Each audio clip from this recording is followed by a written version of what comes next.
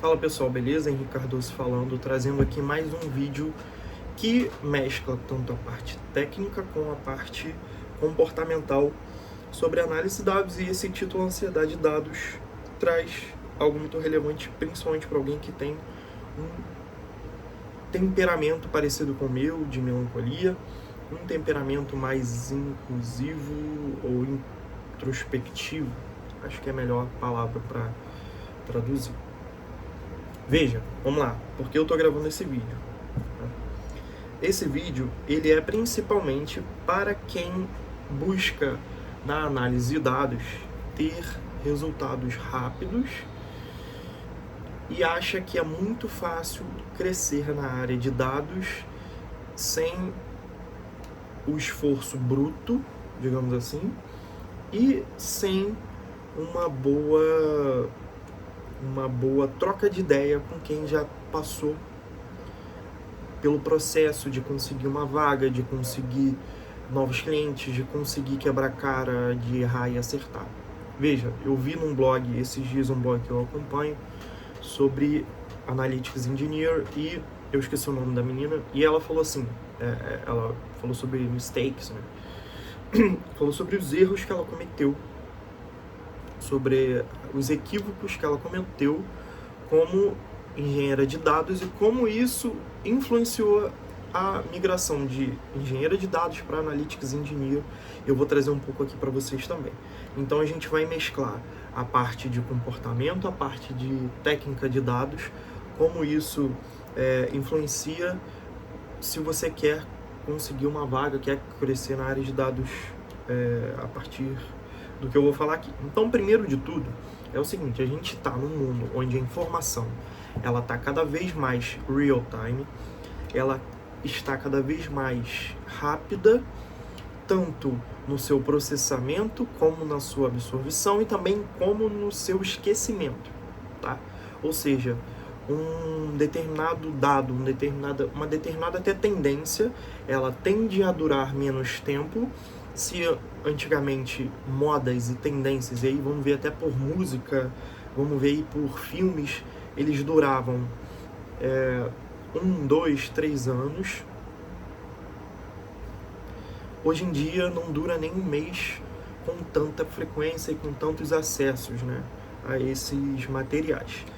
E a gente tem que lembrar que na vida real, o que é um dado, né? Um dado, ele é um evento que foi processado por uma máquina.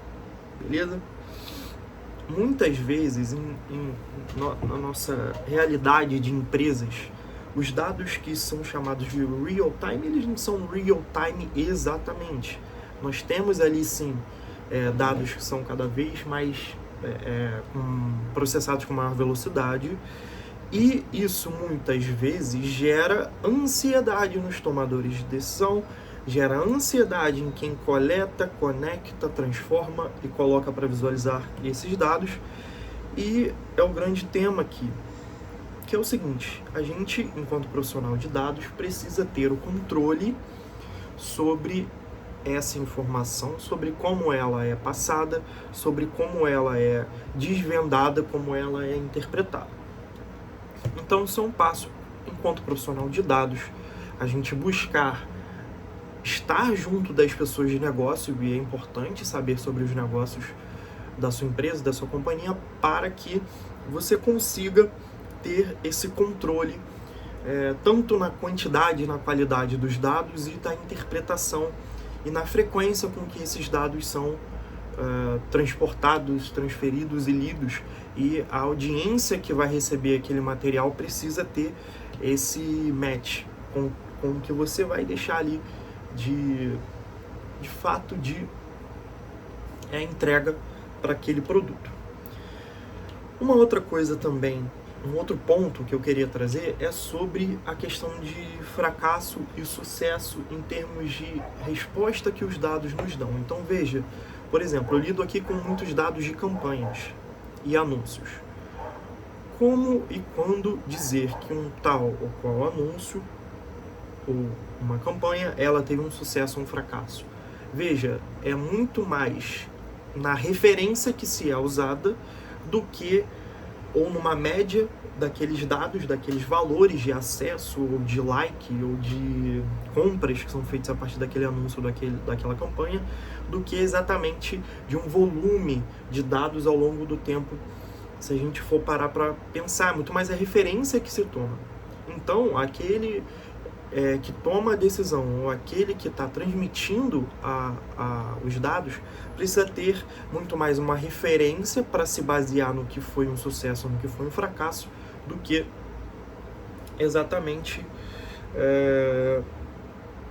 no volume ou no real time dos dados, tá? Isso é uma coisa que eu queria trazer.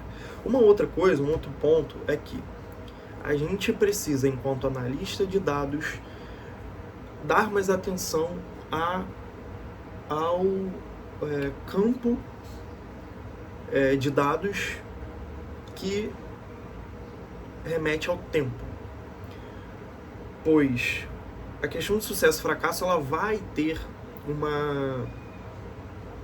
uma referência, uma ajuda muito grande ao longo do tempo. Então, por exemplo, vou pegar um exemplo aqui de vídeos do YouTube.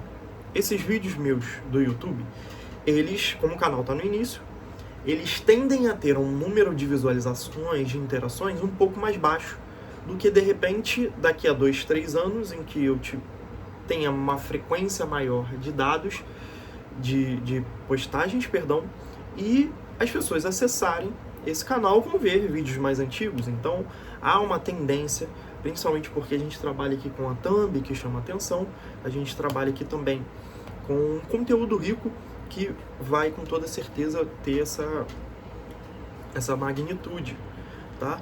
Então, ter a dimensão do tempo como algo a seu favor, você entender como a métrica ou aquele dado ele vai se comportar ao longo do tempo, isso reduz muito a ansiedade, né?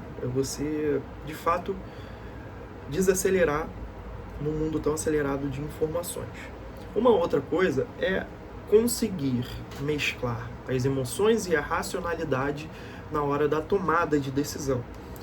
Veja, isso tem com toda certeza a ver com os pontos que foram aqui colocados, mas a tomada de decisão, ela não está nunca isenta do seu papel, da sua formação, da sua emoção, né?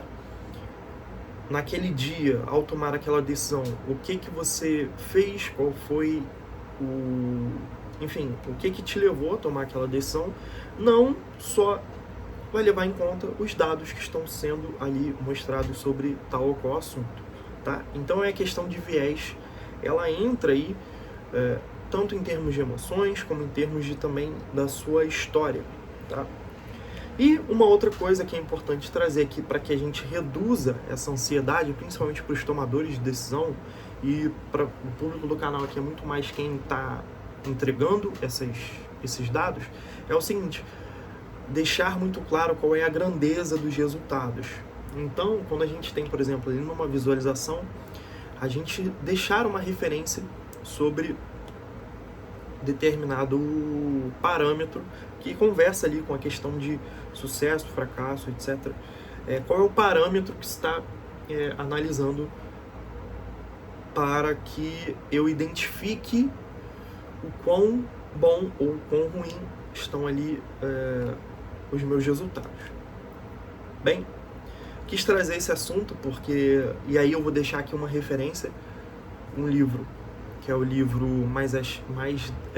Menos Achismos e Mais Dados, de um grande amigo que é o Gustavo Esteves, da Métrica Boss. Eu trouxe também esse tema porque eu vejo que vai dar um grande match com o meu canal. Como vocês podem ver, aqui não tem estúdio, eu gravo do quarto do meu filho, porque aqui é mais silencioso, tem uma boa iluminação, então eu vejo por bem gravar daqui. E ao longo do tempo vou trazendo mais assuntos desses estudos que eu faço, da minha trajetória, para trocar mais ideias com vocês, beleza? Vou voltar a soltar alguns vídeos de repente na segunda e na quinta, a depender do tempo que eu tenho aqui, Beleza? Então deixa aqui nos comentários o que vocês tiraram de positivo. Se vocês sofrem com essa questão de ansiedade dos dados também, vai ser muito importante para essa troca de ideia. Beleza? Forte abraço. Link na descrição da mentoria e da minha aula obrigatória. Quem quiser assistir, vou deixar o livro aqui do Gustavo também para vocês comprarem. É um grande livro, um baita livro que me ajudou. É uma pessoa que tem um papel muito forte e influente na minha formação. Beleza? É só o começo, até mais.